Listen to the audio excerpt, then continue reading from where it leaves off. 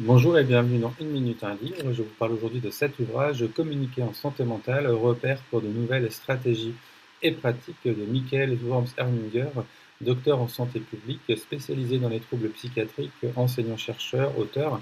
Un ouvrage aux presses de l'EHESP 2026 que je remercie vivement pour l'envoi du document numérique. Alors je m'intéresse aux questions de santé mentale depuis un moment et je souhaitais lire, en tout cas avec attention cet ouvrage eh bien, dans le cadre d'une préparation de formation sur la souffrance au travail. C'est vraiment une mine avec un ensemble, en tout cas, bien évidemment de références, mais pas mal de modèles et de théories, en tout cas, qui sont représentés de manière visuelle et qui sont tout à fait adaptables sur différentes situations. Alors, à quoi sert de communiquer sur la santé mentale si cela ne change pas la vie de celles et ceux qui souffrent, précise Michael. Aujourd'hui, beaucoup de discours, peu d'effets concrets et des risques d'effets indésirables. Alors parler plus n'est pas toujours parler mieux, précise également Arnaud Gouliard, et c'est tellement juste. Alors faut-il informer, sensibiliser, vulgariser, et selon quelle stratégie dans ces cas-là? Quels sont les modèles de croyance en santé?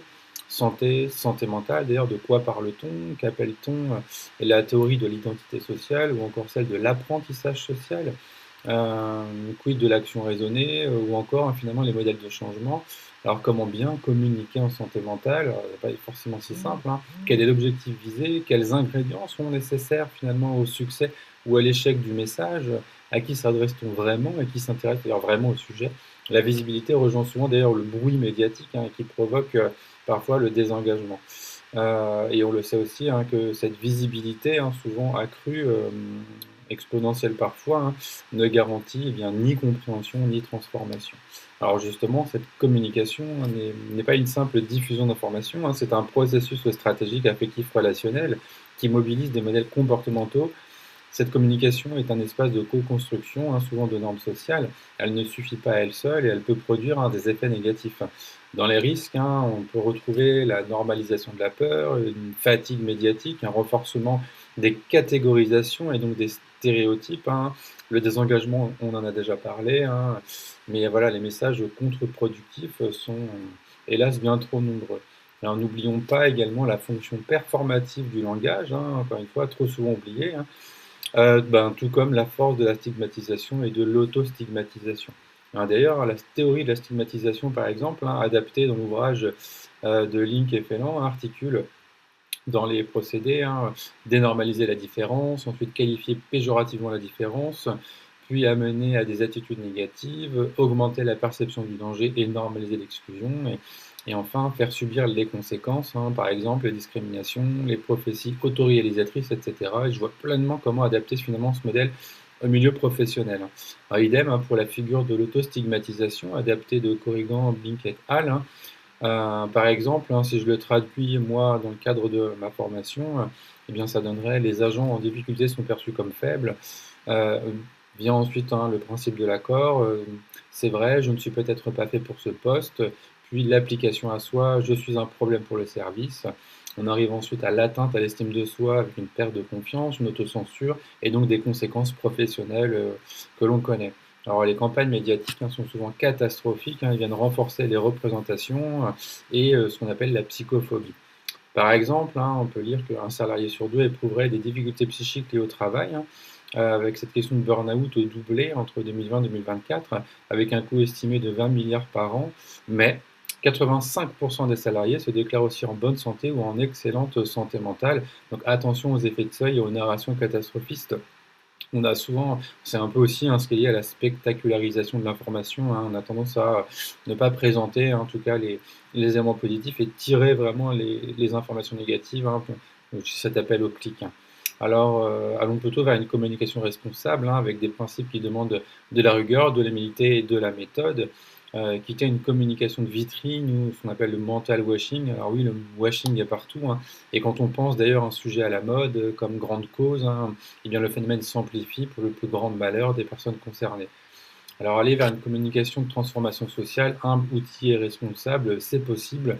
N'oublions pas l'évaluation aussi des campagnes d'information qui sont importantes. Dans le cadre de ma préparation, je l'attribue aussi au fait de pouvoir mesurer et d'évaluer les effets cognitifs, affectifs, comportementaux et systémiques finalement de la campagne d'information qui peut être mise en place dans, dans la, dans la structure, avec un objectif qui n'est pas de nuire, hein, mais de mesurer des effets négatifs et d'intégrer surtout des voix concernées. En effet, hein, les effets paradoxaux sont trop souvent oubliés et volontairement d'ailleurs oubliés. Les messages qui reposent sur une stratégie répétée d'alarmisme, écrit Michael, hein, peuvent produire l'effet inverse de celui recherché. Michael parle aussi d'effet boomerang, hein, lié bien évidemment à l'appel à la peur lorsqu'il est mal calibré. Alors, par exemple, hein, il est recommandé que le message suscite le sentiment de pouvoir agir plutôt que de provoquer la peur sans proposer de solutions concrètes et atteignables, ou encore s'assurer que le public se sent concerné par la menace plutôt que d'utiliser un message trop général, lointain ou perçu comme inapplicable à soi. Vous verrez aussi dans l'ouvrage, on a par rapport aux objectifs aussi la méthode SMART, hein, qui est bien évidemment pertinente. Alors on est ici hein, sur des enjeux humains, mais aussi politiques et collectifs, et il est bien évidemment essentiel d'intégrer les liens sociaux en santé mentale, hein, précise Arnaud Gouliard. Il est essentiel également de donner la parole aux personnes concernées et aux histoires incarnées plus mémorables que des statistiques sans les instrumentaliser. Pensez bien évidemment à ce qu'on appelle la proximité expérientielle, hein, éviter les messages anxiogènes, culpabilisants, injonctifs, hein, et éviter de choquer gratuitement. La communication en mentale n'est pas une affaire d'opinion ou de sensibilité, elle relève d'un champ scientifique avec ses modèles, ses méthodes et ses responsabilités, hein. On parle de science hein, de la communication.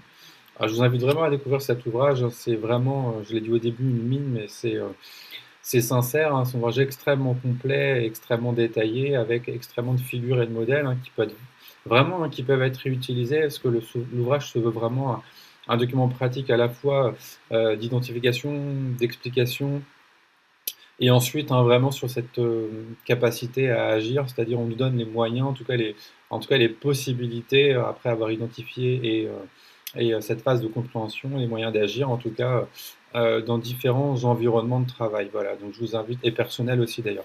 Vraiment, je vous invite à découvrir cet ouvrage en urgence. Voilà, donc bonne lecture, bonne découverte et à bientôt.